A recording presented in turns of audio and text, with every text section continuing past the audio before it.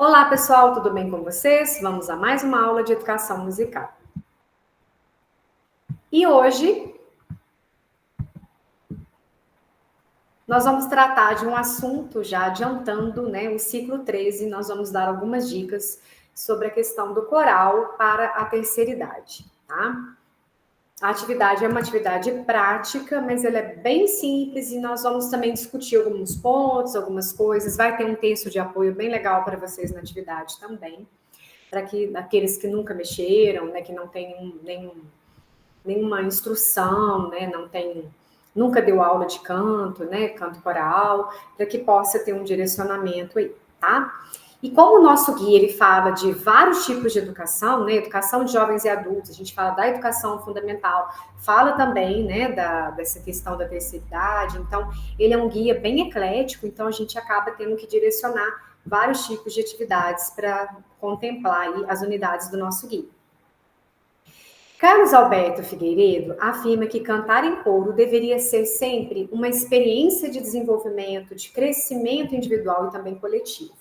E o desenvolvimento da musicalidade e da capacidade de expressar através da voz.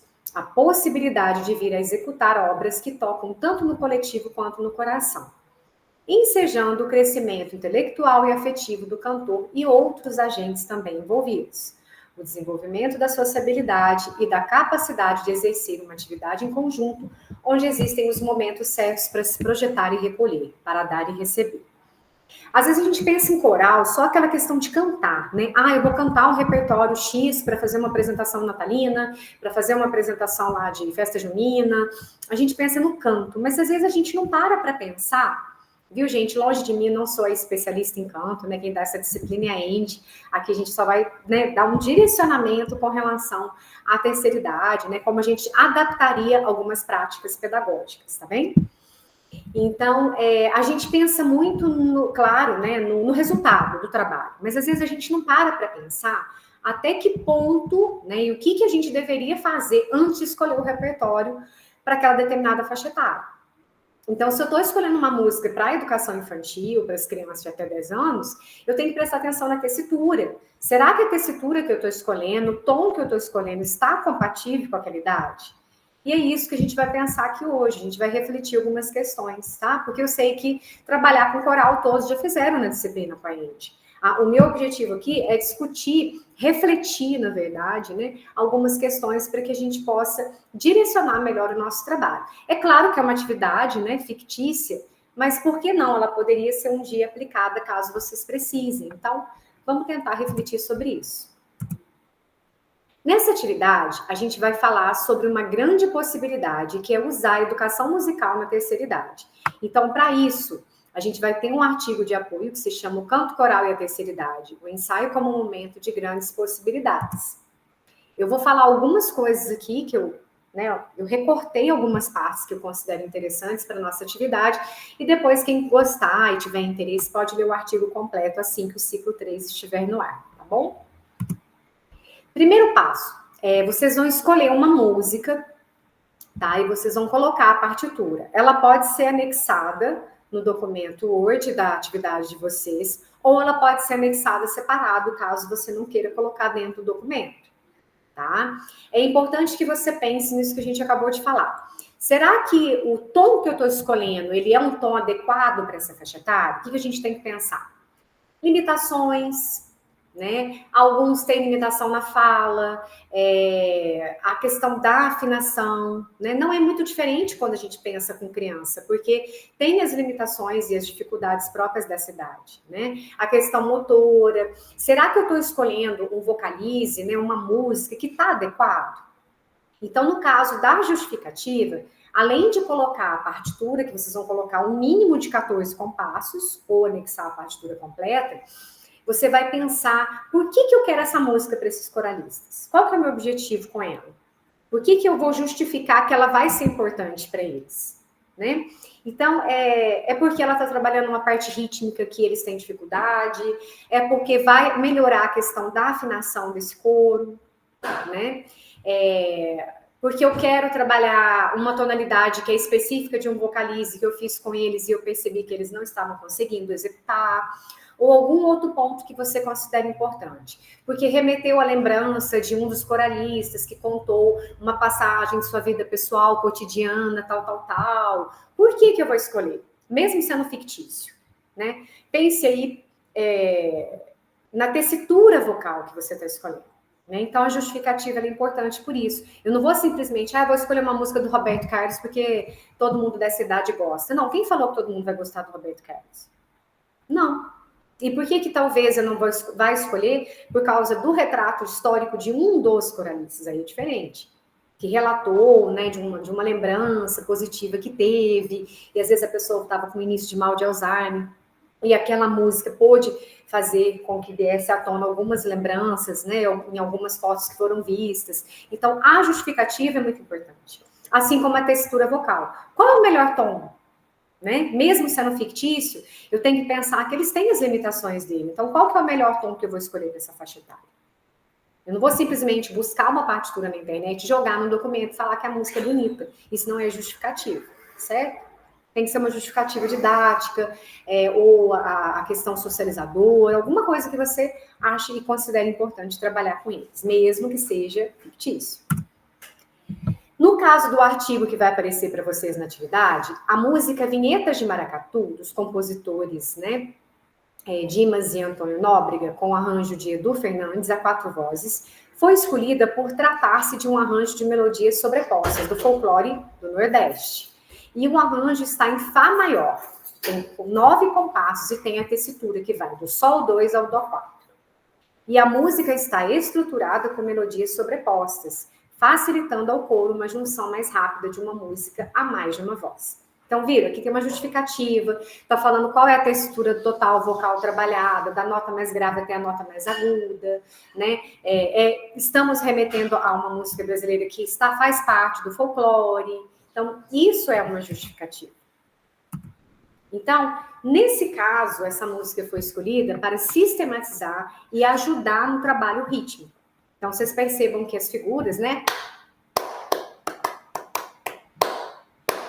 Não é tão simples, né? Assim, dependendo do amadurecimento do coral, às vezes pode ter algum trecho que de repente engasga, eles apresentam mais dificuldade. Então, é um trabalho sistematizado de ritmo. Para trabalhar o ritmo, eu posso, por exemplo, escolher um trechinho daquela peça que eu estou fazendo e trabalhar o ritmo, né? Batendo palma, mexendo no corpo, falando tá. De alguma forma, eu vou estar trabalhando o ritmo de forma que isso fique mais internalizado para os coralistas. Segundo exemplo. Vamos supor que tem uma passagem, né, que eles têm uma dificuldade de entonar, de afinar. Então, por exemplo, nesse caso aqui, o Lá bemol. Faz de conta que você está trabalhando várias vezes, toca no teclado, canta, faz vocaliza e não afina. Então, de repente, você pode escolher um trechinho também lá da peça que você está trabalhando e colocar como vocalize. Né? Às vezes é um compasso, 2 compassos só. É suficiente para se transformar num vocalize. Nesse caso aí, ó, si, lá, sol, lá, ma, o, e, foi escolhido a sigla MA. Poderia ser na, lá, iá, lá, iá, poderia ser qualquer outro vocalize. Né? Nesse caso, foi escolhida a música Lua e Estrela através da execução desse vocalize. Quer dizer, foi um recorte, né, de um trechinho só da música, se transformou num vocalize, que foi passado várias vezes. Na hora que chegou na melodia, todo mundo já sabia cantar sem grandes dificuldades. Então, é um tipo de exemplo também, né, do qual a gente, ao escolher o repertório, a gente pode transformar ele em várias possibilidades para o trabalho com essa música. Segundo passo, que ela vai aparecer para vocês. Passo 1, passo 2, tá? Tudo especificado. O passo 2 é a preparação corporal. Então, vocês vão escrever de que forma você vai trabalhar a expressão corporal e as atividades com os coralistas. Então, vai valer 2,5 pontos, né? Para o exercício, no caso dessa tese, desse artigo, né? Eu utilizaria os exemplos do método passo, por exemplo, né, que trabalha com o corpo, a marcação e o pulso dos compassos. Você usa o sentido, né, quaternário, você caminha, né? Vamos supor que você queria fazer uma coisa diferente para preparar o corpo dos coralistas. Não só aquela coisa de sempre, de estica os braços, alongamento. Não, vamos pensar em algo diferente. Então, você poderia utilizar alguns exercícios do método passo, por exemplo, como uma referência inicial para o desenvolvimento de expressão corporal. Ou barbatuques, por exemplo, né? Utilizar 2 compassos da música lá para fazer uma percussão corporal. Então, pensem em descrições e escrevam de uma forma mais detalhada, tá? Algumas preparações de exercícios corporais que vocês fariam com os coralistas. E de que forma? Passo 3. Aqui vem o aquecimento vocal. Descreva como pretende trabalhar os exercícios de preparação vocal, levando em conta a dificuldade de articulação e afinação de alguns membros do corpo. Então, o que eu faria de aquecimento vocal? Eu faria alguns exercícios de aquecimento vocal, e tal. Não, eu preciso que vocês especifiquem mesmo, tá? Que vocês coloquem. Aqui eu vou dar um exemplo de um método que tem na internet, o áudio disponível, que é por todo canto. Só para vocês entenderem. Vamos supor que eu quero sair do óbvio e eu não quero fazer, ou eu não tenho um teclado ou um violão, né, um instrumento harmônico para acompanhar os coralistas. Então, hoje existem no mercado, né, vários métodos e vários materiais que você pode utilizar o playback, certo? Você não precisa utilizar o instrumento especificamente. Então, um exemplo desse é o Por Todo Canto, né? A gente tem o CD1, tem o CD2. E eu vou colocar rapidinho, só para vocês entenderem.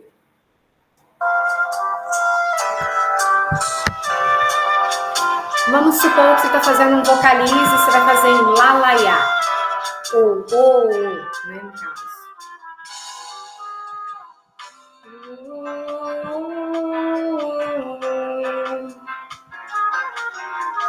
Lai, lai, lai, lai, lai.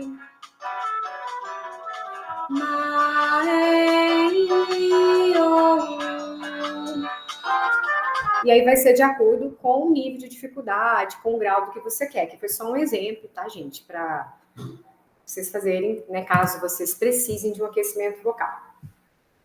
Outra questão que vocês podem trabalhar também, né? Pequenas parlendas ou frases que remetem ao cotidiano deles. Algo que fale, por exemplo, de, sei lá, do pão, né, do cafezinho, um trem, né, que às vezes, dependendo do lugar, né, se for interior, algo que remeta à questão do trem, né? E aí, no caso aqui, eu vou usar 2 prendedores, tá? Como se fosse uma alavanca, né? Então, você tá caminhando, igual o trem, lentamente. E aqui. O trilho do trem de ferro treme, treme. O trilho do trem de ferro treme, treme. Por que eu falei do trem? Né? Igual eu falei da cidade interior, às vezes alguma coisa que lembre do trem, tá? Você pode explicar, né, que a questão, se você falar, né, o trilho do trem de ferro, aí não fica uma coisa natural, né? Não fica uma coisa entoada. É importante colocar isso também. Se você faz o trilho do trem de ferro, treme, treme. Aí você tá dando mais ênfase, né? Por exemplo, se você tiver, a gente fala do portamento, né? Às vezes, se fosse uma criança, ela não entende muito o que é portamento. Aí você fala, se você deixar a nota molenga, aquilo é como se o prendedor estivesse segurando uma roupa, a roupa vai cair. E se você prender forte demais também, a roupa vai amassar. Então, a voz é mais ou menos isso, né? E aí explicar essa questão do portamento, a colocação da voz dentro das possibilidades, tá? Eu poderia dar um outro exemplo? Sim, a gente poderia usar alguma coisa, alguma parlenda, por exemplo, né? Que tivesse café com pão, café com pão, café com pão. Algo que também fosse trabalhar um pouco a questão rítmica, né? Então, aí fica, né, a dica para que vocês possam pensar em outros vocalizes, em outros exercícios também. Não precisa ser só o tradicional, vocalize ali do teclado, né? Às vezes um trechinho igual esse, de uma cantiga, você está trabalhando subida e descida de notas, afinação, portamento, uma série, colocação de voz, uma série de coisas. O passo 4 é a estrutura de ensaio, né? Como que vai ser seu ensaio? Ele vai ser um ensaio de 1 hora por semana, com 3 diretrizes: memorização rítmica, memorização da letra e canto em uníssono. O ensaio vai ser 2 vezes por semana, né? Se você, por essa faixa etária, você achar que eles fiquem cansados, então seriam 2 aulas de 50 minutos. Como que é a sua estrutura? Seria 1 vez por semana, 1h30, né? Não direto, mas de repente 50 minutos, um intervalo, uma pausinha, depois mais meia hora. Como que vai ser essa estrutura, né? E 2 ensaios por semana, um ensaio. Então, na estrutura, você vai colocar o que você acha que seria mais viável, né? Pensando que se você fizer uma aula longa demais, fica cansativo, né, gente? Então, vamos, né, convenhamos aí, ter um bom senso para pensar sobre isso. Técnicas e procedimentos didáticos que podem ser adotados. Saindo da atividade, mas passando aqui para as dicas, né? O aprendizado não formal, ele pode sim empregar táticas lúdicas por meio de jogos sonoros. Então, como a gente vem falando, você pode fazer jogos com palavras, você pode utilizar um jogo imaginativo, você pode utilizar metáforas com objetos relacionados do cotidiano, como eu falei anteriormente, um boi, um trem, um cafezinho, alguma coisa que faça parte do cotidiano deles, ou pelo menos de um deles, para você pegar como referência. E além de recursos criativos e projetivos por meio de gestos e coreografias, sons, movimentos, tudo que puder ajudar na coordenação, tanto motora quanto visual, quanto a questão de deslocamento de espaço, né? Então, o relaxamento físico e mental pode ser conduzido de forma a estimular a concentração, afastando simbolicamente as preocupações e excluindo os estímulos nocivos. E com a ajuda de um gestual que simbolize o jogar fora, eliminando o que era pernicioso, deixando os calmos, sem tensão prejudicial, né? E o alongamento e o aquecimento complementam esse clima de descontração, de tranquilidade, seguindo o roteiro habitual. Então, pensar que o alongamento ele tem que ser uma coisa interessante que possa fluir na voz desses coralistas. Você não vai fazer um alongamento que vai deixar todo mundo com dor nas costas, depois todo mundo sai mancando. Então, ter o bom senso da importância de cada item para a formação do coral, né? Coordenação motora, atenção. Né? Então, por exemplo, a bola ou mesmo um tecido, né, é uma coisa que pode ser muito utilizada. Por exemplo, uma atividade, vocês podem, vamos jogar aí para o imaginário, vocês poderiam fingir que está segurando uma bola, a ideia é que você faça um semicírculo ou uma roda, e aí você passa a bola para alguém, mas sem falar, apenas o gesto e o olhar. Aí essa pessoa recebe a bola e de alguma forma ela vai passar para alguém. Essa bola pode ser quicada, pode ser jogada, pode ser rebatida. Então, esse é um efeito muito interessante porque ele exige uma questão da concentração, prontidão e atenção dos coralistas, porque ninguém sabe quem vai ser escolhido, né? E se porventura aquele que escolheu ficar na dúvida, né, ele finge lá que está batendo a bola, que está segurando de alguma forma uma bola como se fosse de basquete. Às vezes a questão também da sensibilidade. Eu posso fingir que estou segurando uma bola muito pesada, que na minha mente, né, o tamanho dela é uma bola muito grande, muito pesada, eu faço todo um esforço para levantar. Enquanto que para alguns pode ser uma bolinha pequena de tênis, né? Então, essa questão, ela vai usar um pouco do imaginativo, da concentração e da atenção também, tá? Os jogos reais e imaginários é pertinente fornecer regularmente estratégias de memorização na execução de repertório e reforçar segurança, confiança, capacidade e importância de cada integrante. E pode-se recorrer a jogos com objetos reais ou imaginários, como eu acabei de falar da bola. Né? Se você usar uma bola de verdade, você pode passar a bola por cima, depois por baixo, na lateral. Tudo isso vai fazer com que essa questão motora. Eles podem também fazer um jogo de que eles vão cantando e caminhando aleatoriamente pela sala. Quando pausar a música, todo mundo tem que voltar exatamente para o mesmo lugar. Aí vem a questão da memorização. Eu estava do lado de quem? Quem estava do meu outro lado? Aí você deve estar pensando, ué, professora, mas essas atividades você está passando as mesmas atividades que a gente faz com as crianças. Sim, e essa idade é isso mesmo. A gente vai adaptar. a escolha de música, algumas questões por causa da limitação física deles, mas é muito parecido, porque a gente vai pegar muitos casos que você acaba de ensinar uma melodia, dependendo, lógico, né, gente, do perfil e da faixa etária. Às vezes você acaba de ensinar música, na outra semana já esqueceu a letra.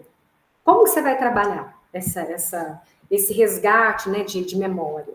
Esses jogos, eles vão ajudar sim. Além de ficar mais lúdico, as aulas, né, você ficar deixando um pouco mais interessante para eles e menos cansativo, porque se você fizer toda semana o mesmo vocalize, passar o repertório, cantar, cantar, cantar, faz uns exercícios e vai embora, a pessoa não volta mais. O que você está trabalhando além disso? Você está trabalhando as estratégias de memorização? Em que sentido? Certo? Você pode também fazer aquele da troca de olhares, então tá todo mundo em semicírculo ou círculo, e apenas com o olhar você direciona o olhar para uma pessoa. Aí você troca de lugar com aquela pessoa que você escolheu. E assim sucessivamente. Também é uma variante, não utilizando a bola, apenas com o olhar, tá? Os participantes trocam olhares, eles podem trabalhar a percepção corpórea, né? Você pode trabalhar o sentido do relógio, todo mundo vai andar cantando a música em sentido horário, depois em sentido anti-horário. Agora nós vamos cantar mais forte, depois nós vamos cantar mais suave, mais fraco, né? A consciência de si e do outro, como a gente falou, né? A questão, às vezes, do deslocamento e voltar exatamente para o mesmo lugar. O jogo com uma bola imaginária ou visual, né? Igual no caso aí do exemplo, né?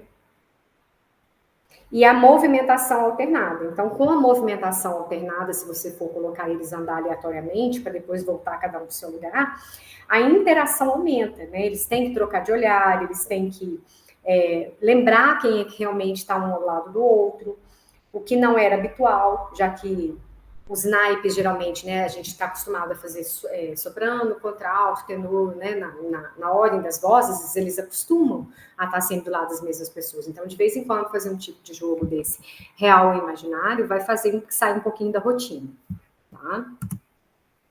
E essa movimentação alternada, como eu falei, né, ela vai integrar essa aprendizagem.